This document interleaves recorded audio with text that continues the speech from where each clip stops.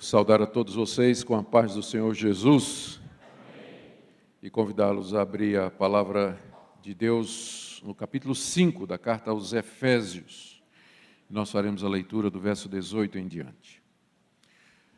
Enquanto vocês estão abrindo aí, aproveito para agradecer ao reverendo Arival, aqui representado pelo reverendo Chum, pelo convite para voltar ao Conexão com Deus. Creio que essa é a terceira vez que eu estou aqui. É sempre uma alegria estar aqui com os irmãos, podermos juntos cultuar a Deus e aprender mais a respeito da sua palavra.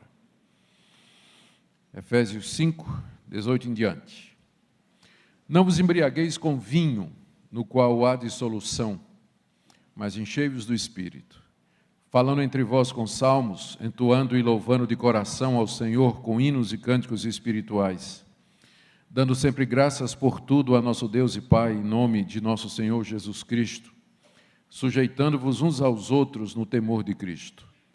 As mulheres sejam submissas ao seu próprio marido como ao Senhor, porque o marido é o cabeça da mulher, como também Cristo é o cabeça da igreja, sendo este mesmo o Salvador do corpo. Como, porém, a igreja está sujeita a Cristo, assim também as mulheres sejam em tudo submissas ao seu marido.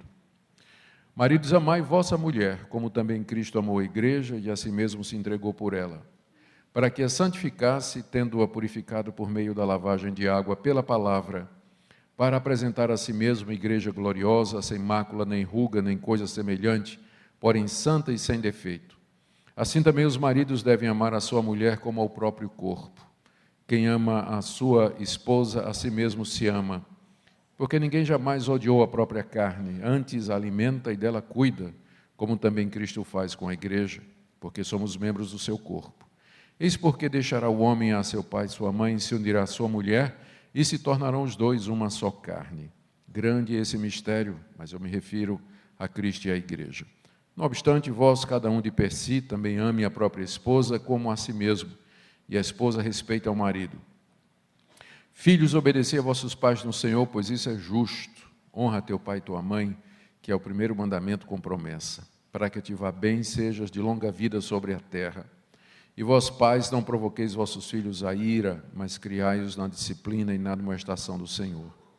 Quanto a vós outros servos, obedecei a vosso Senhor segundo a carne, com temor e tremor, na sinceridade do vosso coração, como a Cristo, não servindo à vista, como para agradar a homens, mas como servos de Cristo, fazendo de coração a vontade de Deus, servindo de boa vontade como ao Senhor e não como a homens, certos de que cada um, se fizer alguma coisa boa, receberá isso outra vez do Senhor, quer seja servo, quer livre. E vós, senhores, de igual modo procedei para com eles, deixando as ameaças, sabendo que o Senhor, tanto deles como o vosso, está nos céus e que para com ele não há acepção de pessoas. Até aqui, queridos, a leitura da palavra de Deus. Vamos orar mais uma vez. Pedimos, nosso Deus, que abras os nossos olhos para que vejamos as maravilhas da Tua lei, que o Senhor nos dê entendimento espiritual, que o Senhor incline o nosso coração para obedecer a Tua palavra, que o Senhor nos instrua nessa noite e nos fale a cada um de acordo com a necessidade. Em nome de Jesus. Amém. O tema, queridos, da minha exposição nessa noite é baseado no que diz o verso 18: não vos embriagueis com vinho, no qual há dissolução, mas enchei-vos do Espírito. Eu queria falar a respeito dessa plenitude do Espírito Santo, o que é que ela é, de que maneira nós podemos ser cheios do Espírito Santo e quais são os efeitos dessa plenitude.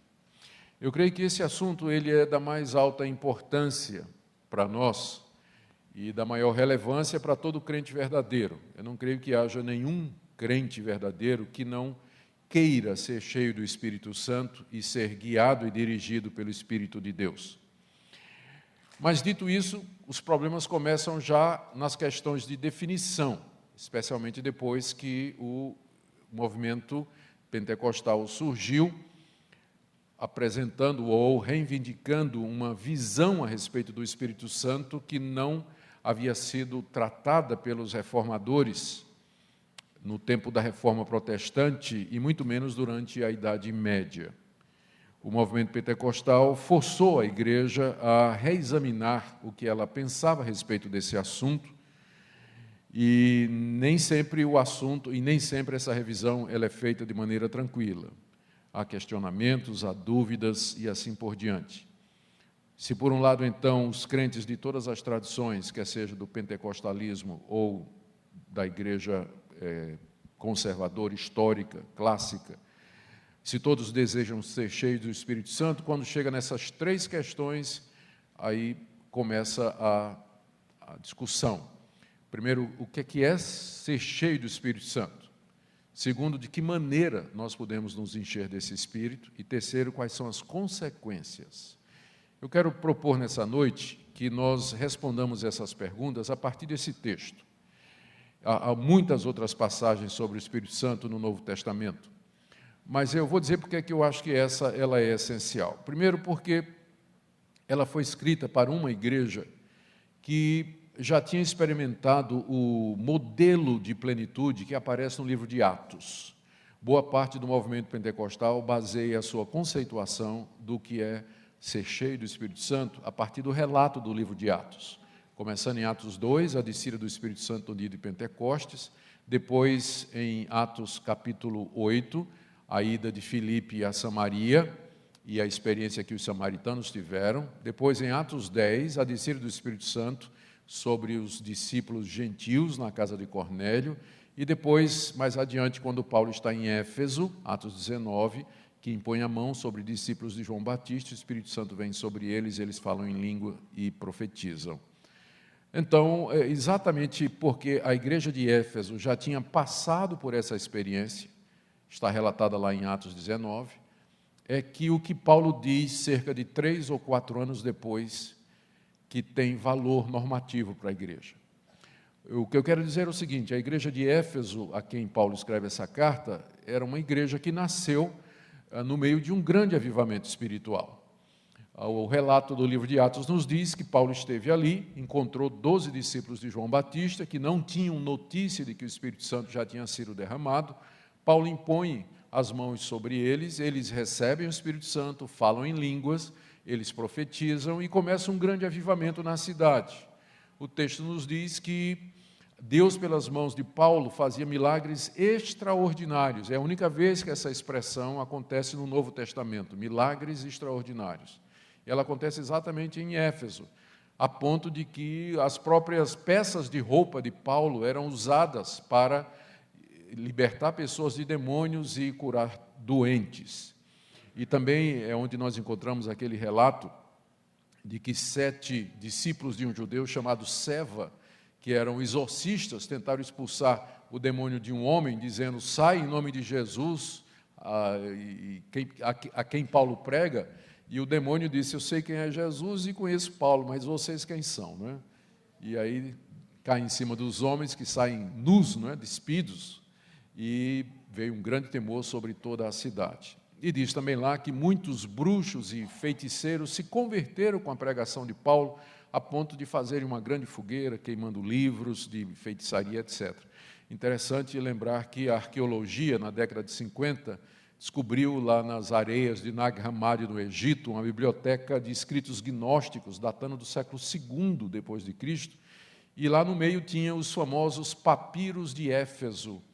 Foi quando nós descobrimos, quando se tomou conhecimento de que havia uma escola de bruxaria em Éfeso, e que era especializada em produzir poções e fórmulas mágicas. E os feitiços e os encantamentos, os papiros mágicos de Éfeso eram muito difundidos e espalhados pelo mundo todo, o que bate com a narrativa do livro de Atos, que ali se converteu muito bruxo, muito feiticeiro se converteu ali. Ou seja, a igreja de Éfeso, ela nasceu no meio de uma grande efusão do Espírito Santo. Ela sabia o que era todas aquelas experiências que nós vemos narradas no livro de Atos. Agora, Paulo, quando escreve a essa mesma igreja, cerca de 3 a 5, a gente não tem, depende da cronologia de Atos, cerca de 3 a 5 anos depois de fundar a igreja, ele diz para aquela igreja que já conhecia avivamento, que já sabia o que era aquelas experiências com o Espírito Santo. Paulo diz, então: enchei-vos do Espírito. Era como se ele dissesse assim, aquelas experiências que vocês tiveram há 5, 4 anos atrás, elas foram importantes no nascimento da igreja, mas o que importa é que vocês estejam cheios do Espírito Santo agora, enchei-vos do Espírito. Então, por isso que esse texto, essa passagem é importante, porque alguém poderia alegar que está errado você basear responder essas 3 perguntas em cima apenas de um texto. Mas e se esse texto ele for ambientado se ele for ambientado numa situação em que todas as outras experiências aconteceram? Então aí ele se torna bastante autoritativo e fundamental para a gente poder discutir o assunto, né? Ninguém pode dizer que os efésios não conheciam a experiência pentecostal. Paulo, entretanto, diz para eles, enchei-vos do Espírito.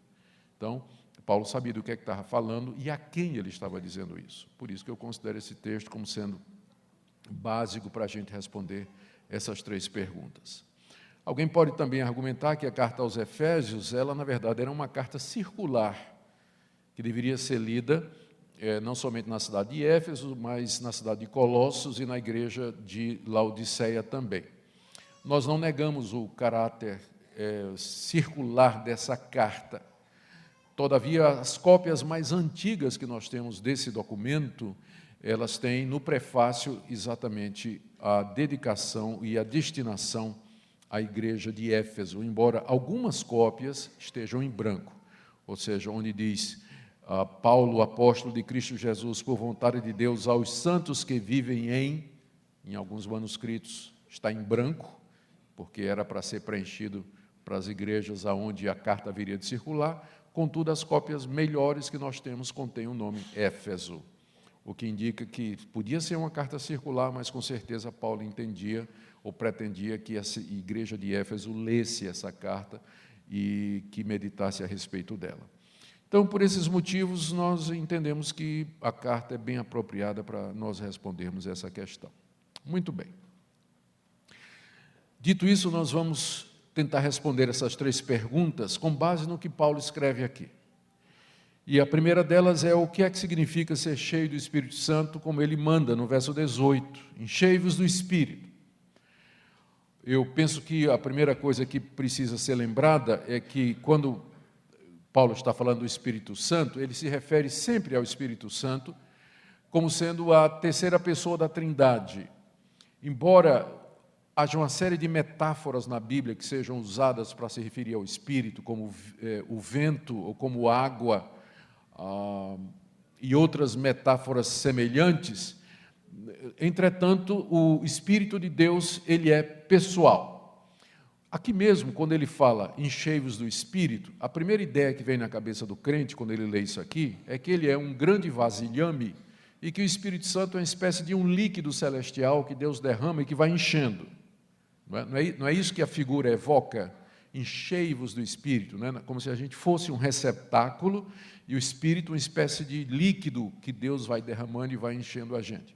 Então, essas metáforas, como por exemplo a do vento, que é aplicada para o Espírito Santo, ou fogo, elas podem dar a impressão, inconsciente às vezes, de que o Espírito Santo é uma força que procede de Deus, é um tipo de eletricidade, ou um tipo de gás, ou um tipo de influência divina, impessoal, e que está à nossa disposição para que nós possamos manipulá-lo, ou manipular essa energia, essa força, do jeito que nós quisermos.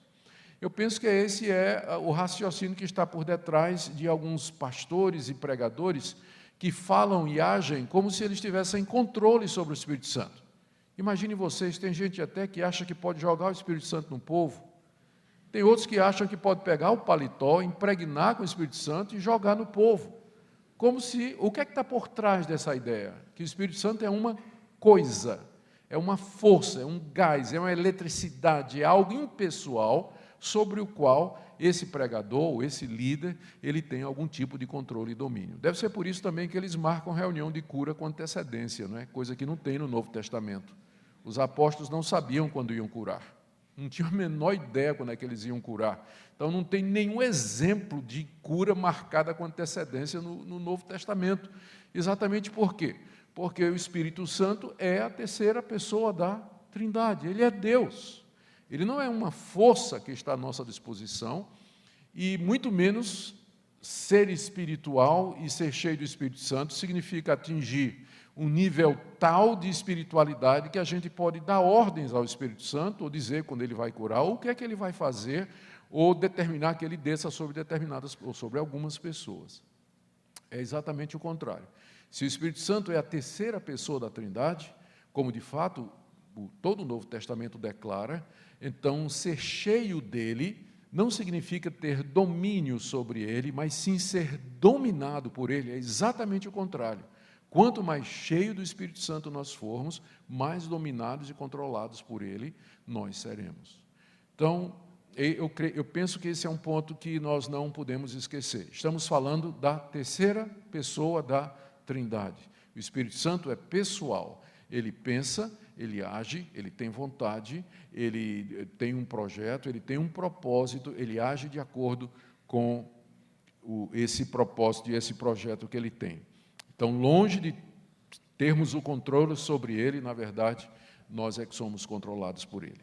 Segunda coisa que nós temos que lembrar aqui é que, embora Paulo não use o adjetivo, mas no restante da carta, quase sempre, quando ele se refere ao Espírito, ele o chama de Espírito Santo, que é a designação normal para a terceira pessoa da Trindade no Novo Testamento. Ele é chamado de Espírito Santo para fazer o contraste com os espíritos imundos, que são os demônios, que são os anjos caídos, e com o espírito humano, que é manchado pelo pecado. Então, em contraste aos espíritos imundos e em contraste ao espírito humano, que é caído e manchado pelo pecado, o Espírito de Deus é santo, é puro, é separado do pecado. Logo, se ser cheio do Espírito Santo significa estar controlado por ele, é evidente que o primeiro efeito desse controle dele sobre nós será, obviamente, a santidade. Então, a primeira coisa que aparece, a primeira coisa que se reflete na vida de alguém que está cheia do Espírito Santo é santidade. É claro que no livro de Atos, conforme nós já dissemos, quando o Espírito veio a primeira vez sobre a igreja de Éfeso, alguns efeitos externos aconteceram, como o falar em línguas e o profetizar e assim por diante. Agora, dificilmente nós diríamos, à luz do que o Novo Testamento ensina, que esses sintomas, eles são provas incontestáveis, infalíveis de que alguém está cheio do Espírito Santo de Deus. A julgar pela própria igreja de Éfeso. Apesar de que ela começou daquela forma, ela era uma igreja que apresentou alguns problemas. Logo depois de escrever a carta aos Efésios, Paulo escreveu a Timóteo, a quem ele deixou na cidade de Éfeso, para organizar a igreja e colocar em ordem uma série de problemas que estavam acontecendo lá. Entre eles, o surgimento de uma heresia dentro da igreja de Éfeso, que Timóteo tinha que debelar, que ele tinha que cuidar de eleger líderes que eram líderes corretos, tinha que cuidar de algumas mulheres que ele chama de fofoqueira, linguaruda, que passavam de casa em casa, gente que estava pervertendo a fé. Então, e para terminar, Éfeso aparece entre as 7 igrejas a quem Jesus mandou uma carta no livro de Apocalipse. E quando Jesus escreve essa carta, a igreja de Éfeso era uma igreja que tinha perdido o primeiro amor. Era uma igreja que já não era como aquela igreja lá de Atos 19. Ou seja, embora era uma igreja ortodoxa, tinha uma boa doutrina, Jesus elogia a igreja por isso. Mas uma igreja pode ser ortodoxa, ela pode ter essas manifestações extraordinárias do Espírito Santo, e ainda assim ela não ostentar aquela marca infalsificável da verdadeira plenitude, que é a santidade. Eu não estou negando que Deus nos concede manifestações e expressões da presença do Espírito em nós, mas nenhuma delas é tão preciosa e inequívoca como santidade. Por quê? Porque é a própria natureza do Espírito de Deus, ele é o Espírito Santo. Logo, uma pessoa que está cheia do Espírito Santo, ela vai ser santa no seu caminhar, ela vai almejar a santidade, ela quer viver uma vida reta diante de Deus, ela quer viver uma vida pura diante de Deus, e todas as demais coisas, elas são acessórias e elas nem precisam aparecer naturalmente. Há uma terceira coisa aqui que eu queria ainda pensar com vocês, a partir do verso 18, sobre o que é essa plenitude do Espírito Santo. Vocês veem que Paulo aqui faz um contraste entre uma pessoa que está embriagada com vinho e uma pessoa cheia do Espírito Santo. Ele diz, não vos embriagueis com vinho, mas enchei-vos do Espírito.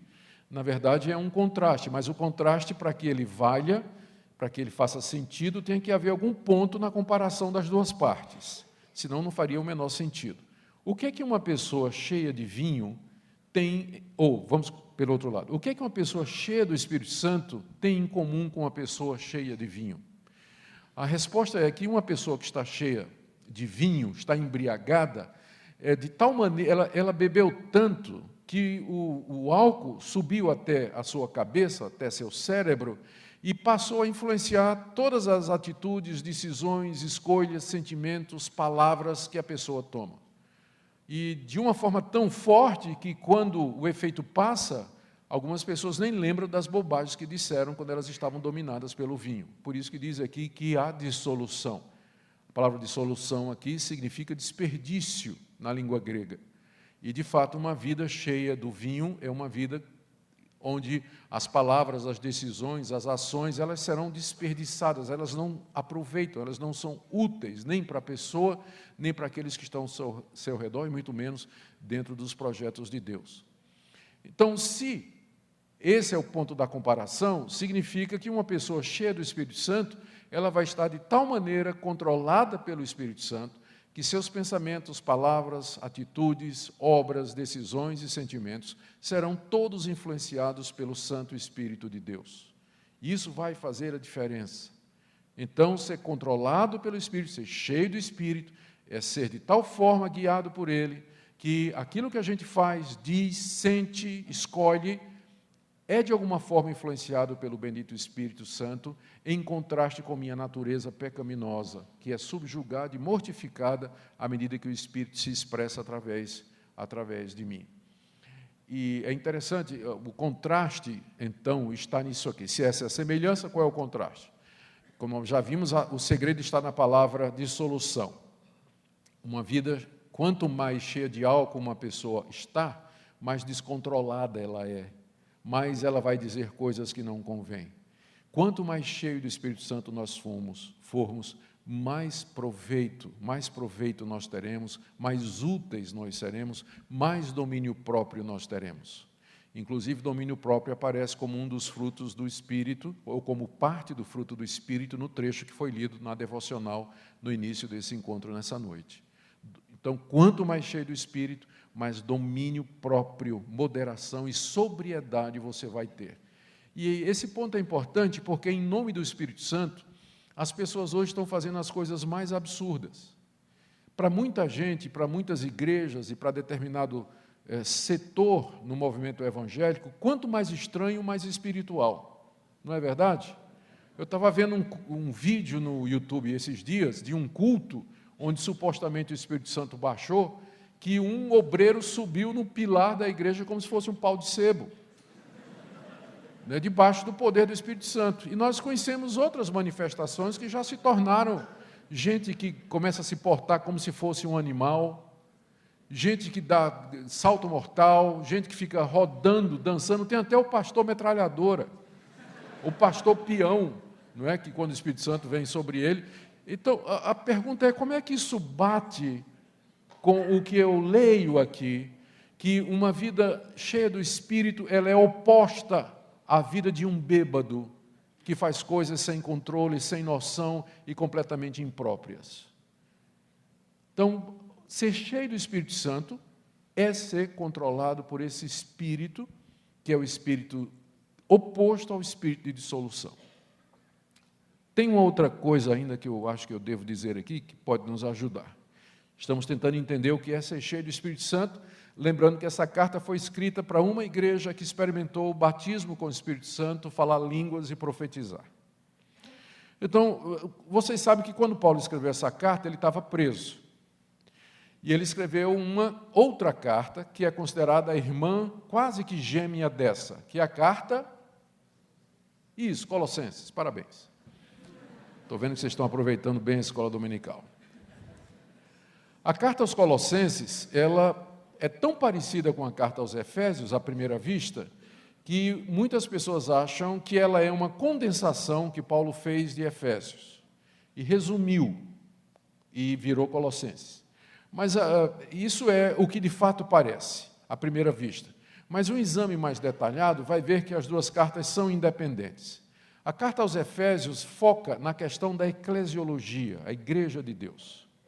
Como é que ela nasceu, quais são os privilégios daqueles que pertencem a ela e quais são os seus deveres. O que nós estamos lendo aqui em Efésios 5 já é naquela parte em que Paulo fala quais são os deveres e responsabilidades daqueles que são parte da igreja. A carta aos Colossenses, ao contrário, e em distinção, ela foca na pessoa de Cristo. É mais uma carta cristológica. Quem é Cristo, a sua glória, o seu poder e de que maneira ele satisfaz as nossas necessidades vis-à-vis o legalismo, o misticismo, o gnosticismo e o ascetismo que estavam presentes na igreja de Colossos.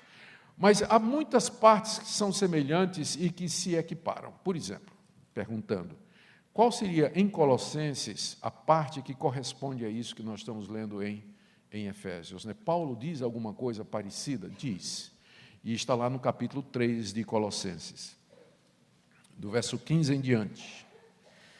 Ele diz, seja a paz de Cristo, o árbitro em vosso coração, a qual também foste chamados em um só corpo e sede agradecido. Tá. Mas agora o paralelo começa aqui, no verso 16.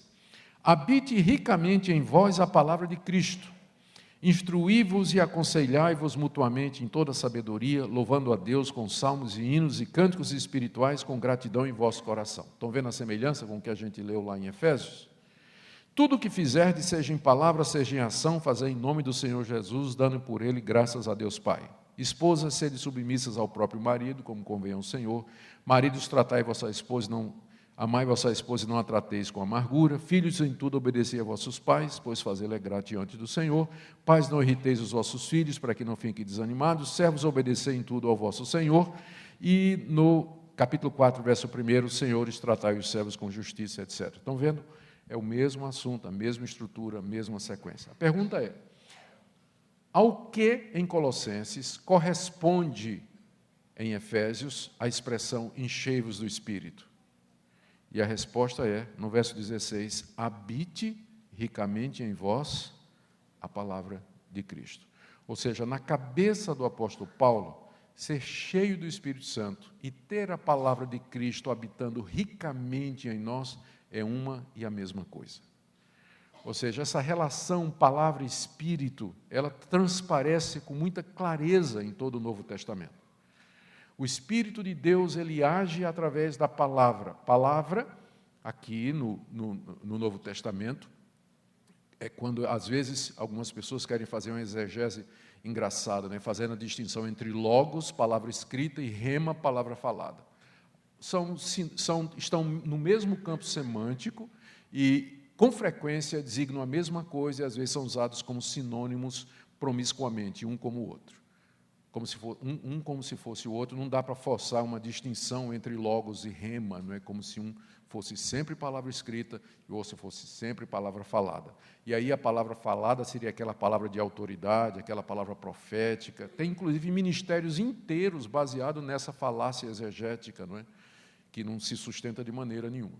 Mas quando Paulo fala aqui a palavra de Cristo, ele se refere provavelmente ou aos evangelhos que já estavam em circulação. Efésios é uma das cartas que já são do período posterior da vida do apóstolo Paulo, já teria dado tempo para Marcos, no mínimo, estar em circulação. A tradição a respeito das palavras de Jesus ou as palavras de Cristo, conforme as Escrituras do Antigo Testamento. De um jeito ou do outro, se refere à palavra escrita, aquela palavra dita pelos apóstolos, aquelas palavras ditas pelos profetas do Antigo Testamento, as palavras ditas pelo Senhor Jesus e as palavras dos apóstolos que estavam em circulação. Para Paulo, você ser cheio destas palavras, ter habitando ricamente em você as palavras de Cristo, e aqui toda a Escritura coincide disponível da época, é a mesma coisa de você ser cheio do Espírito Santo. Nós não podemos separar essas duas coisas. O Espírito inspirou a palavra de Deus e ele age através da palavra de Deus. Ele nos transforma, ele nos santifica, ele nos guia e ele nos controla através da palavra. E essa foi uma das grandes descobertas da Reforma Protestante, há 500 anos passados. A Igreja Católica havia quebrado essa distinção, porque a Igreja Católica continuou a acreditar em revelação progressiva. Acreditava em revelação progressiva. Todos os dogmas católicos da Idade Média, como a Ascensão de Maria, mais recentemente, primeiro a virgindade perpétua de Maria, depois na década de 50 do século passado, a virgindade, a ascensão de Maria, Maria subiu aos céus, exatamente como Jesus subiu, a doutrina do purgatório, dos santos e tudo mais, tudo isso era porque a Igreja Católica acreditava que Deus continuava a dar novas revelações, o Espírito continuava a falar, independente da revelação escrita, é como se fosse uma revelação paralela. A Igreja Católica quebrou essa ligação Espírito e Palavra. Por isso que uma das ênfases da Reforma e dos reformadores foi sola Scriptura. Ou seja, Deus nos fala, o Espírito Santo nos fala, nos santifica, nos guia, nos abençoa através da Escritura. Isso não quer dizer que no dia a dia o Espírito Santo não nos guia pela providência, mas a interpretação da providência sempre é feita à luz da palavra de Deus. Vamos imaginar, você está doida para casar, não é? Doida para casar. Deus não vai, o Espírito Santo não vai soprar no teu coração ou te dar um sonho, uma visão dizendo, é fulano de tal. Mas ele pode te guiar pela providência. E de repente aparece um rapaz maravilhoso na sua vida. É um rapaz elegante, gentil, cavalheiro e tudo mais. Só tem um pequeno problema. Ele é casado. Não é? Então, você não precisa que o Espírito Santo lhe diga, né? Você não precisa de uma revelação especial e que o Espírito Santo vai lhe dizer, não é esse. Por quê? Porque a Escritura já diz, ele já disse aqui, o que ele vai te fazer é te lembrar do que é que está escrito, não adulterarás. É isso que ele vai fazer. Então, embora, quando a gente diz que o Espírito fala pela palavra, é nesse sentido, até no dia a dia, na interpretação dos acontecimentos, o Espírito faz isso nos levando para os princípios da palavra. Uma vez eu estava pregando numa igreja, eu não me lembro o que foi que eu preguei, que assunto foi, mas eu sei que quando eu terminei, veio um irmão para mim e disse assim, pastor, posso falar em particular? Pode. A gente se afastou um pouquinho e disse, pastor, é o seguinte, eu já era casado quando eu me converti, então eu me converti, mas minha mulher não se converteu. E ela não vem à igreja, ela não é contra que eu venha, mas ela mesmo não vem, ela não se interessa e tudo mais. E pastor, começou a aparecer aqui na igreja uma irmãzinha, uma profetisa, profetizando que Deus tinha uma serva crente preparada para mim. Uma serva que Deus preparou. E que Deus, não é, tinha essa serva preparada para mim. E pastor, eu comecei a ficar em dúvida, porque a minha mulher não é crente. Né? E será que é Deus que está falando isso comigo? Que ele tem uma serva crente preparada para mim? Eu disse, meu irmão, vamos aqui em 1 Coríntios capítulo 7. Vamos ler aqui. O que é que Paulo diz aqui? Se um irmão tiver esposa descrente e ela consente em morar com ele, não a deixe. A sua esposa consente em morar com o irmão? Consente, ela gosta de mim, nosso casamento até que vai direitinho. Não tem esse lado espiritual, pastor, mas ela é uma mulher dedicada e tal e tudo mais. Então, meu irmão, isso aí que está sendo falado não é o Espírito Santo. Porque o Espírito Santo não se contradiz. Né? Provavelmente é a própria profetisa, a serva que está falando isso aí. Né? Provavelmente é ela. Né? Provavelmente é ela. Então, voltando aqui ao meu ponto. Eu não podia deixar de, explorando esse assunto, mostrar a relação entre Espírito e palavra que nós encontramos no Novo Testamento. Eu digo isso porque há uma tendência muito grande nos dias de hoje das pessoas enfatizarem a ação do Espírito Santo como se ele agisse independentemente da palavra, e o foco são as experiências e as emoções. E tem pessoas que dizem até que a doutrina ou estudo da palavra, ou qualquer coisa nessa direção, acaba até sendo prejudicial a uma verdadeira espiritualidade. E a verdadeira espiritualidade se resumiria, ou poderia ser reduzida, a experiências profundas com Deus, e via de regra de natureza emocional, onde a pessoa sente determinadas coisas, vê determinadas coisas, experimenta determinadas coisas, e isso a parte de um crescimento e de um entendimento do que é, de quem é Deus, de quem é Jesus, o que é o Evangelho, o que é que a Bíblia nos ensina e assim por diante.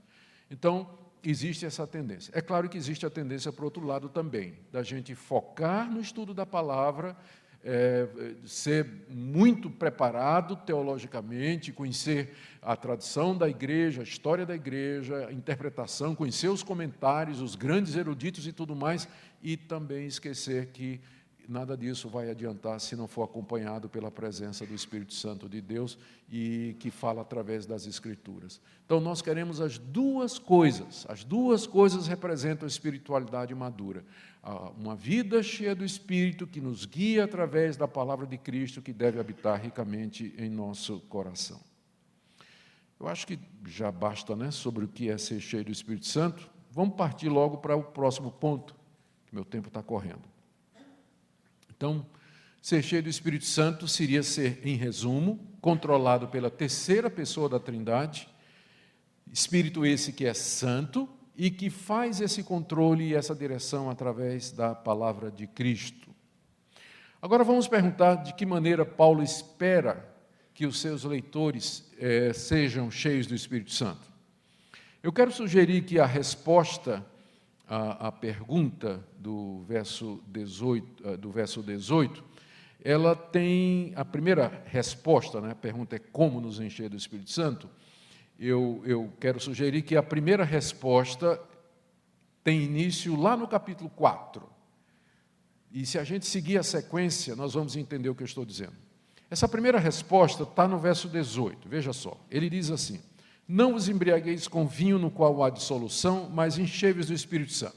Em outras palavras, Paulo está dizendo essas coisas numa sequência. Primeiro, eu não vou me embriagar com vinho, e depois eu vou me encher do Espírito Santo. Em outras palavras, para que eu me encha do Espírito Santo, eu não posso estar cheio de vinho.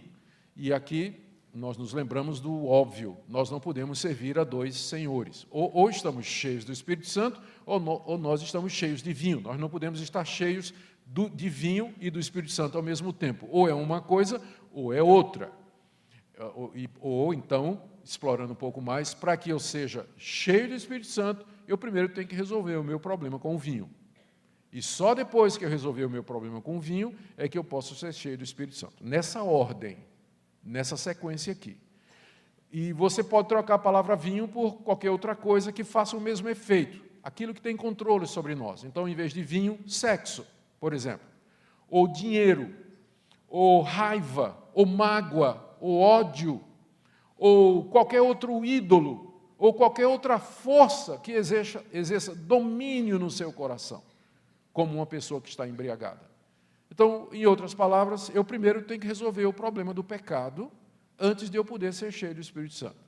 Eu tenho que primeiro ver na minha vida quais são os ídolos do meu coração, aquilo que ocupa o primeiro lugar na minha vida, destronar esses ídolos e dar a preeminência ao Senhor Jesus Cristo, para que então eu possa ser cheio do Espírito Santo. Mas eu não posso ser cheio de amor ao dinheiro e do Espírito Santo ao mesmo tempo. Eu não posso ter o coração cheio de mágoa, de ciúme, de inveja e do Espírito Santo ao mesmo tempo. A sequência é: não vos embriagueis, enchei-vos. Então, essa é a ordem e não tem como a gente mudar isso aqui. Eu gosto de contar uma experiência, alguns de vocês já devem ter ouvido, mas eu vou contar porque eu não encontrei uma melhor até agora. No tempo que eu estava na África do Sul com minha esposa estudando, nós visitamos o local do avivamento entre os Zulus, na província de Natal. Foi um avivamento que começou na década de 60, na verdade, no Natal de 66. E milhares de Zulus se converteram. Quando a gente estava lá, eles estavam construindo um templo para 10 mil pessoas. E depois esse templo até pegou fogo e eles tiveram que reconstruir e tudo mais. Na época que nós estávamos lá, o primeiro templo estava em construção ainda. E a gente ouviu muitas histórias fantásticas de conversão, mudança de vida e milagres que aconteceram lá. Mas ouvimos também uma história contada pelo Erlo Stegen, que foi o pastor alemão, ficou mal, né? O pastor da Alemanha, que foi usado por Deus para começar o avivamento lá.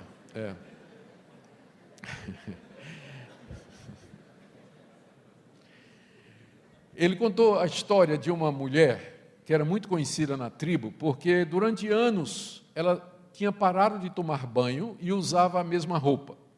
Então, ela tinha um nhaca, um mau cheiro, um fedor, que denunciava a presença dela a metros. Ela bastava estar a alguns metros, você já sabia que ela estava lá por conta do mau cheiro, da nhaca mesmo.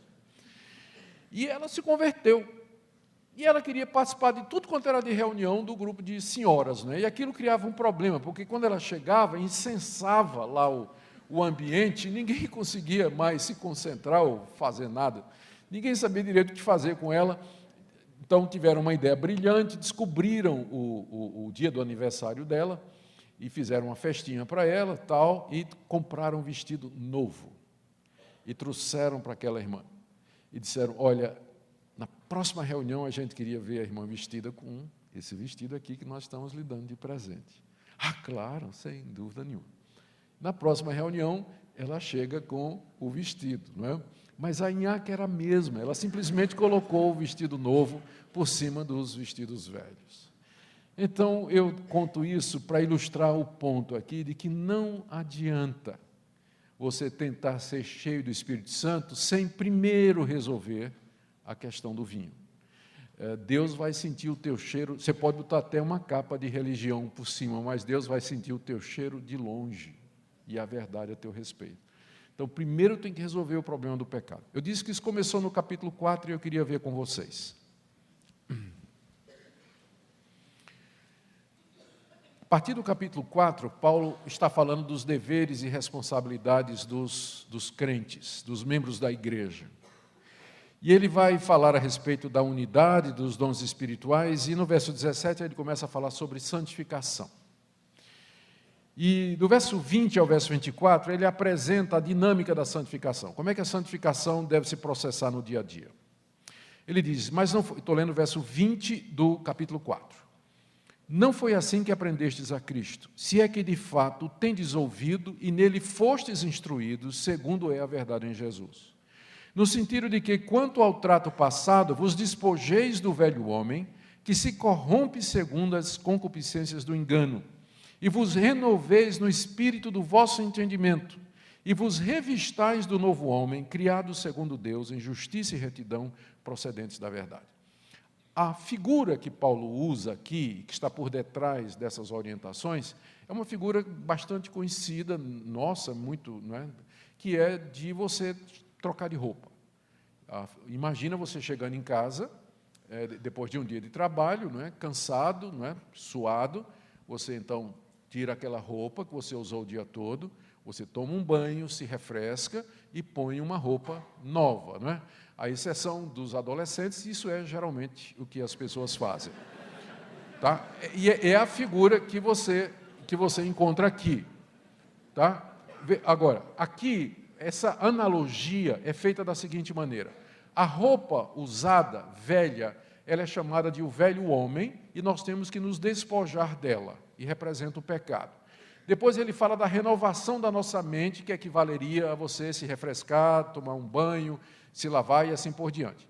E depois ele fala de colocar a roupa nova, se vestir do novo homem, que equivale a isso de colocar roupa nova, não é?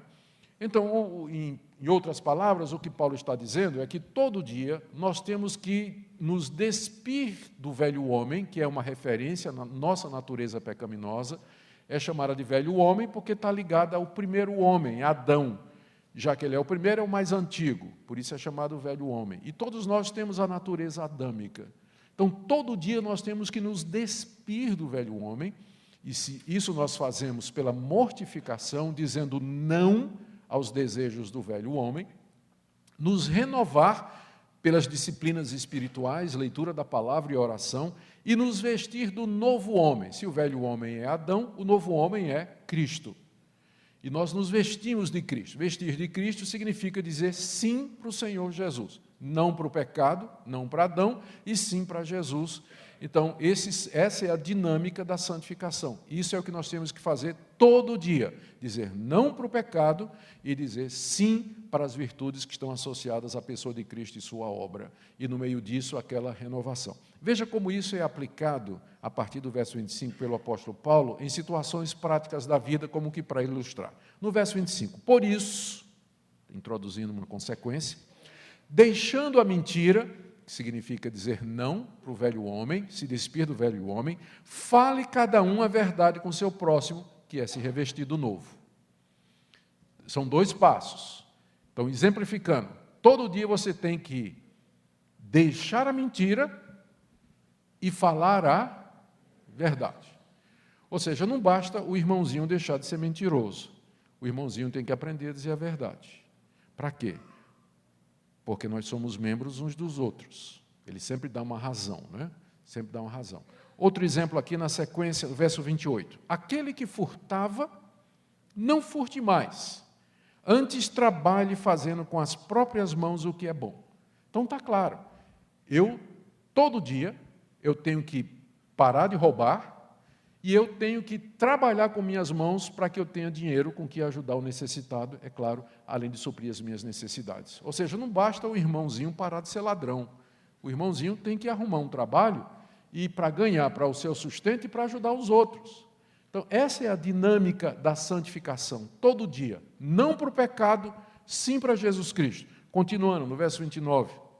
Não saia da vossa boca nenhuma palavra torpe, e sim unicamente a que for boa para edificação. Ou seja, não basta a irmãzinha parar de dizer palavrão, ficar vendo filme pornográfico na televisão, encaminhando mensagens imorais no WhatsApp. Não.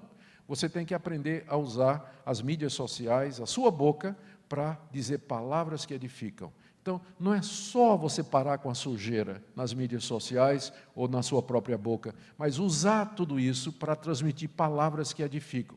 Se a gente foca só no não, você vai ter uma religião legalista. Não pode, não pode, não pode, não pode. Se você foca só no sim, você vai ter uma religião triunfalista que esquece que você tem que mortificar o pecado.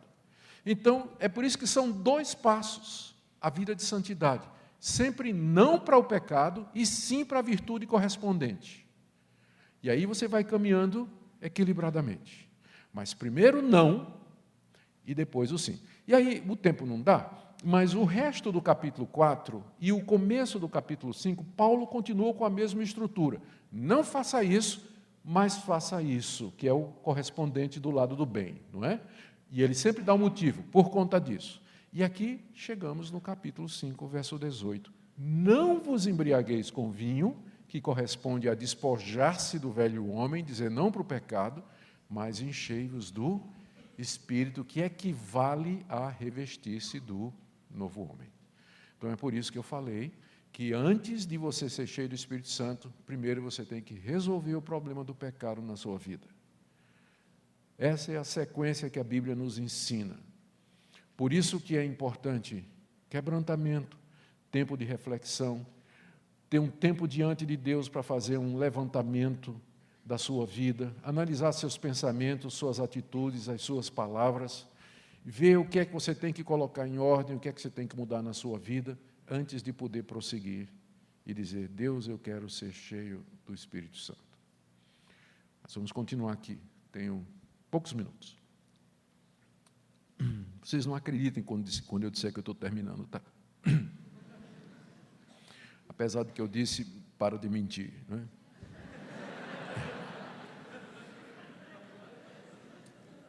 Aqui, o que você tem no verso 18 é um imperativo. Enchei-vos do Espírito. Enchei-vos do Espírito.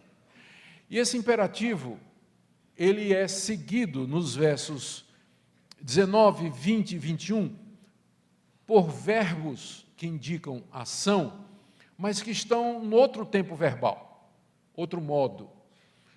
Enquanto que o enchei-vos é um imperativo, o falando entre vós, do verso 19, entoando, louvando de coração ao Senhor com hinos e cantos espirituais, o dando sempre graças e o sujeitando-se, do verso 21, eles são particípios na língua grega, que equivale ao nosso gerúndio, não é? Em português. Então, é verdade que os particípios gregos, às vezes, eles funcionam como imperativos. Aliás, até a Bíblia na linguagem de hoje, se você quem está com a Bíblia na linguagem de hoje aí? Tem alguém que está seguindo? Ainda bem, ninguém. Ótimo. A senhora, não é possível. Então, ainda bem que não tem ninguém com a Bíblia na linguagem de hoje. Mas a Bíblia na linguagem de hoje, ela traduziu como se fosse tudo ordem, né? Enchei-vos do Espírito, falem entre salmos, entoem e louvem, deem sempre graças, obedeçam uns aos outros, o que não é uma interpretação errada, mas é altamente implausível. O que Paulo está fazendo nos versos 19, 20 e 21 é explicando o imperativo do verso 18. A sequência é essa: enchei-vos do Espírito. Como? Falando entre vós, com salmos, primeiro. Segundo, entoando e louvando de coração ao Senhor com hinos e cantos espirituais. Terceiro, dando sempre graças por tudo a nosso Deus e Pai, em nome do nosso Senhor Jesus Cristo. E quarto, sujeitando-nos uns aos outros no temor de Cristo. Então, aqui está a resposta para a segunda indagação. Como é que eu me encho do Espírito Santo, Paulo, em obediência ao imperativo? Resposta: falando entre vós com salmos, que a conversação de vocês seja temperada pela palavra de Deus, que sejam conversas orientadas pela palavra de Deus. Em vez de ficar falando mal da vida dos outros, falando de futebol, falando de política, que é o que os crentes fazem quando termina o culto, fica batendo papo na porta da igreja, vocês, quando se reunirem, vocês conversem sobre coisas espirituais, entre vocês, em casa, no casamento, nos grupos de WhatsApp. Não estou dizendo que a gente só vai falar sobre isso, mas até quando a gente falar sobre outro assunto, que a gente faça a partir do referencial da palavra de Deus, que aqui está representada pela palavra Salmos. Salmos é uma referência ao maior livro do Antigo Testamento. E geralmente, quando ele é usado, ou muitas vezes quando ele é usado a palavra Salmos do Novo Testamento, quer dizer simplesmente as escrituras hebraicas. Então, que a nossa linguagem, a nossa conversa, ela seja temperada pela palavra de Deus. Então, ao fazermos isso, nós seremos cheios do Espírito Santo. Eu tenho certeza que vocês já tiveram experiências como essa, de vocês se juntarem em grupinho de 2, 3, eu não sei quantos, ou em casa, o casal, e começa a conversar sobre as coisas de Deus, abre a Bíblia, medita na Bíblia, e de fato vocês percebem a presença de Deus no meio de vocês, o Espírito de Deus no meio de vocês, o ambiente é outra coisa. Então, como é que eu me encho do Espírito? Primeiro, falando entre nós em salmos. Segundo, entoando e louvando de coração o Senhor com hinos e cânticos espirituais. O louvor a Deus, o cântico a Deus, a adoração a Deus por meio de hinos e cânticos espirituais é um dos modos pelos quais nós nos enchemos do Espírito Santo de Deus. Eles são chamados de cânticos espirituais, não é porque o Espírito Santo revelou a letra, como às vezes alguns cantores gospel, eu prego em muitas igrejas, não é? E em algumas igrejas onde eu tenho ido, sempre quando me convidam um cantor gospel também, não é? Para chamar público, não é? E aí, não são poucas as vezes que eu vi alguém dizendo, essa música aqui Deus me deu. Foi uma noite, numa revelação, foi uma música que Deus me deu. Aí taca lá a música que tem uma teologia horrível para não falar do português. Então, um cântico espiritual não quer dizer isso. Quer dizer um cântico que está de acordo com aquilo que o Espírito Santo ensina, com aquilo que ele é e com aquilo que ele ensina.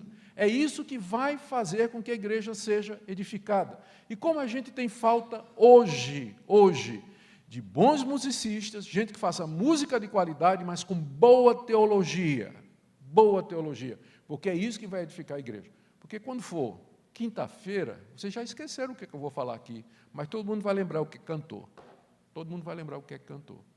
É o poder da música, poder do louvor. Então, ela tem que ter letra boa, ela tem que ter letra teológica, profunda, e que abençoe e edifique a igreja. E é fazendo isso que nós vamos nos encher do Espírito Santo. Terceiro, verso 20, dando sempre graças por tudo a nosso Deus e Pai, em nome de nosso Senhor Jesus Cristo. É claro, o Espírito Santo não vai encher um coração amargurado. Tem crente que, para quem está tudo errado, o marido não presta, a mulher não presta, os filhos não prestam, o vizinho não presta, o governo não presta. Não tem nada certo, né? Nada presta na vida. A igreja não presta, o pastor não presta, está tudo errado. Gente que não tem gratidão nenhuma no coração. Então, conhece gente assim? Gente assim não vai nunca ser cheio do Espírito Santo. Está dizendo, dando sempre graças por tudo a nosso Deus e Pai, em nome do nosso Senhor Jesus Cristo. Então, um espírito de gratidão na igreja, um espírito de reconhecimento de que todas as coisas cooperam para o bem daqueles que amam a Deus. Quando a gente crê nisso e a gente vive nisso, então o Espírito de Deus vai nos encher. E o último e mais difícil, verso 21, sujeitai-vos uns aos outros no temor de Cristo. Esse é o mais difícil de todos. Nos sujeitar mutuamente, acatar a autoridade do irmão, respeitar o irmão, preferir o irmão do que a nós, dar a ele o primeiro lugar. É nessa situação e nesse contexto que o Espírito Santo vai nos encher. Uma observação que eu espero que você já tenha percebido, é que tudo aqui é feito no contexto de comunidade. Notou?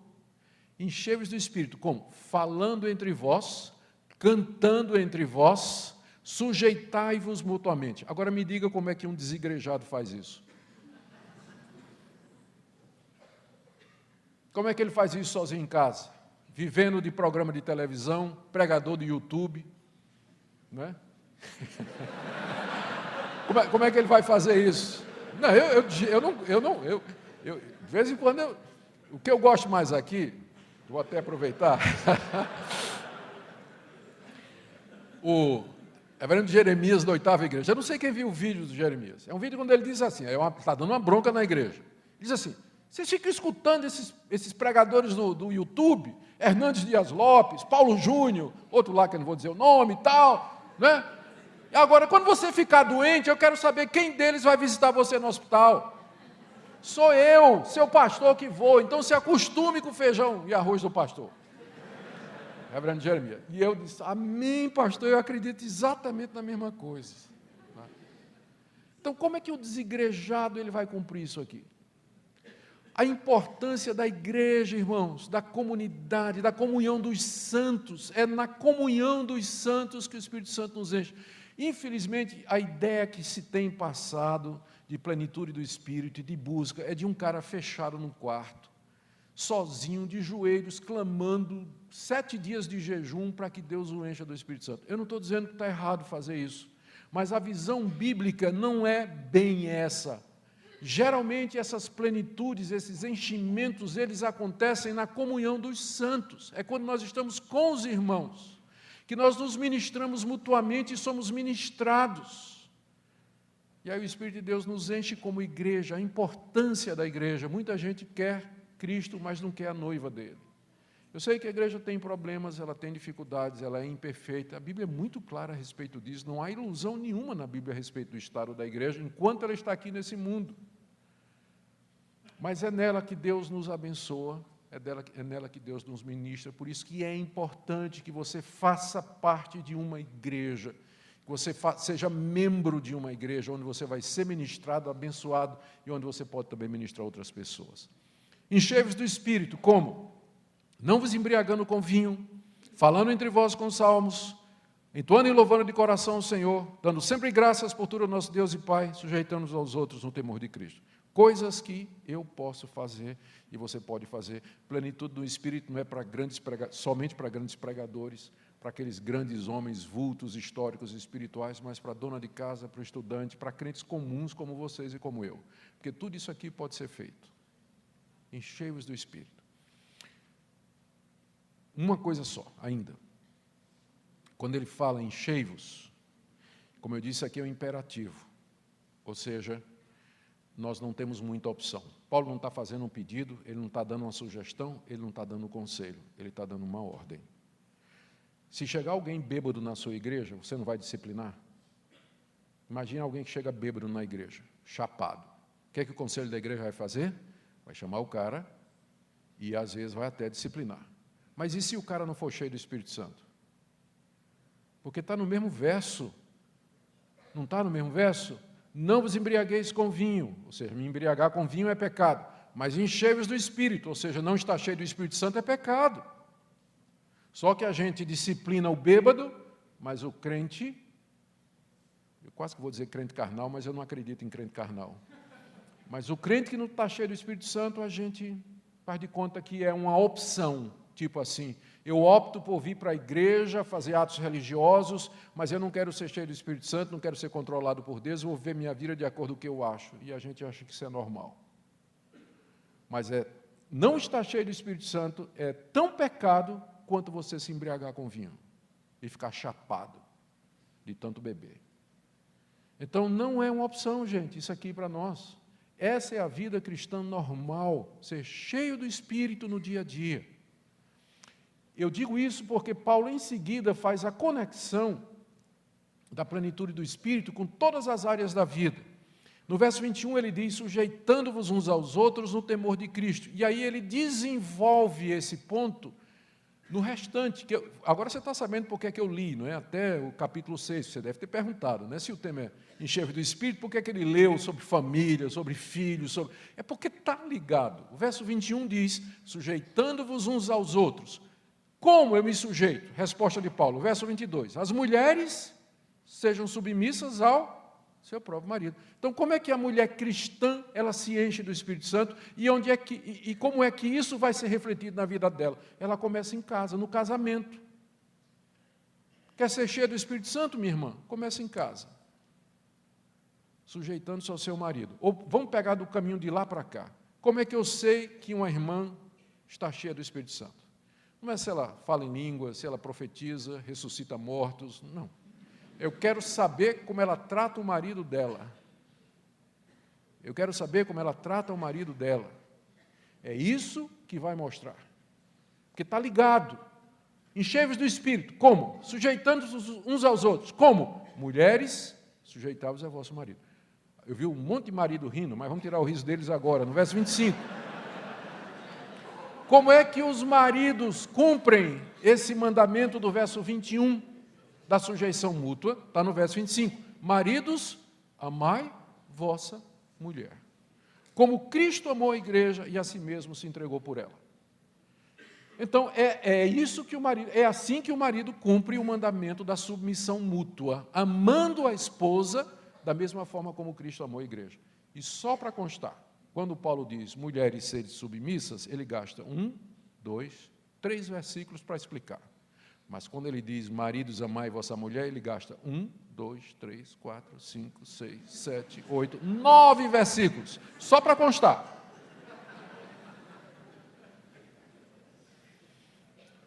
Aí eu vou dizer a mesma coisa. Eu não quero saber, irmão, quantas almas você ganhou para Jesus, ou se você viu anjo, falou e teve visões. Eu quero saber como você trata a sua esposa. É isso que vai mostrar se você está cheio do Espírito Santo ou não. Seguindo na mesma linha, agora mais rápido, capítulo 6, verso 1, como é que eu sei, ou como é que os jovens, adolescentes, eles se submetem mutuamente cumprindo aquilo que Deus mandou, no verso 21, resposta, filhos, obedecei a vossos pais no Senhor. Então, jovem, eu não estou muito interessado se você toca na banda, se você faz evangelismo, se você está no grupo de teatro da igreja, eu quero ver como é que você trata seus pais. É isso que eu quero ver. Se você respeita seus pais, como está dizendo aqui. E no verso 4, como é que os pais, e aqui, uma má notícia para os homens, a palavra pais aqui no verso 4 é diferente da palavra pais no verso 1, no grego. No grego, o que você tem? No verso 1, filhos, obedecei a vossos genitores, pai e mãe, goneos no grego, ou gonéis, que é o plural, no grego. Então, está falando de pai e mãe. Mas quando chega no verso 4, o grego usa outra palavra, e vós pateres, que significa os homens que são pais. Vocês, homens que são pais, não provoqueis vossos filhos a ira, mas criai-os na disciplina e na amonestação do Senhor. Ou seja, de quem é a responsabilidade da disciplina dos meninos? É do homem, é do papai.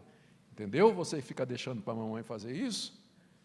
Né? Você que entrega a criação dos filhos só para a sua esposa fazer, é para o homem isso aqui, ele é o responsável por isso. Pela risada de muitas mulheres, eu acho que eu bati no nervo aqui, exposto. Eu acho que eu toquei no nervo exposto aqui, não é? Mas é exatamente isso. Está tudo ligado à plenitude do Espírito. Aí, mesma coisa, a orientação para os servos, no verso 4, como é que os empregados obedecem o mandamento da submissão mútua, que está ligado à plenitude do Espírito, obedecer ao vosso Senhor segundo a carne.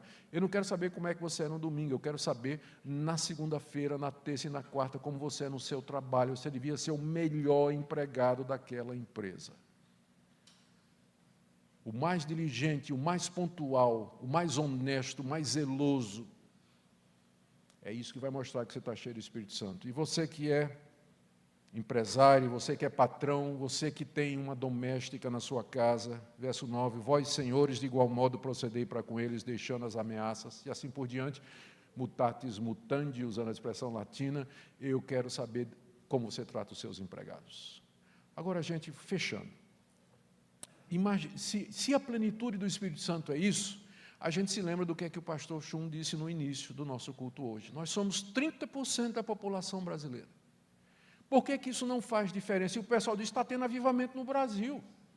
O pessoal faz reunião de avivamento e coisas, e sinais e prodígio, enche estádio, e hoje nós, no ranking da corrupção, nós somos um dos piores países do mundo. Por quê? É porque tem alguma coisa errada quando se fala sobre o Espírito Santo. O que é ser cheio do Espírito Santo, como ser cheio do Espírito Santo e quais são os efeitos da plenitude do Espírito Santo. Por isso que eu disse que esse texto ele é importante para nós, porque ele liga a plenitude do Espírito ao dia a dia, tira essa questão da plenitude do Espírito, que fica resumida só você vir na igreja no domingo e ter um culto super emocional, ou super que fala, você diz que fala e tudo mais, mas durante a semana a sua vida não é diferente das demais pessoas do mundo. Mas note que o reflexo da plenitude do Espírito, de acordo com esse texto, é exatamente no casamento, na família e na sociedade, nas relações trabalhistas. É aqui que o Espírito Santo atua. E é nessas áreas que a igreja faz a diferença. É só assim que a igreja pode ser sal e luz. Então, hoje à noite, o que você e eu devíamos fazer é nos humilhar diante de Deus e dizer, Deus, sou eu de fato cheio do Espírito Santo? Senhor, eu quero ser cheio do Espírito Santo. Talvez hoje à noite você tenha que tomar essa decisão de, ao voltar para casa, se reconciliar com seus filhos, se reconciliar com seus pais, com a sua esposa, com o seu marido, e amanhã no trabalho ser uma pessoa diferente. E dizer, Deus, eu quero ser cheio do Espírito Santo. Eu quero viver uma vida que glorifica ao Senhor e que faça a diferença no mundo.